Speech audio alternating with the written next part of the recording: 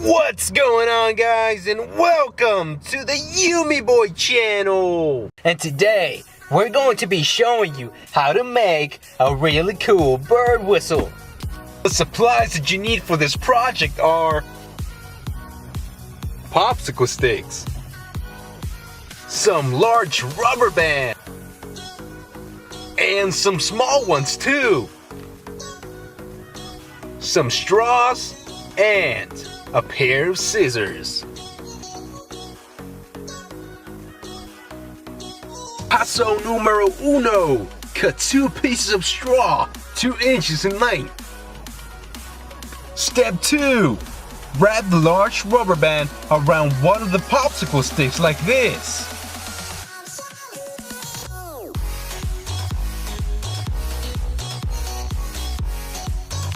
Step 3. Place both pieces of straw underneath the rubber band.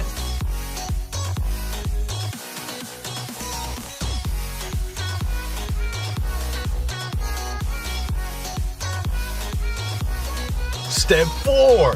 Make a sandwich like this one. And for the last step, wrap the edges of the popsicle sticks with the remaining rubber bands.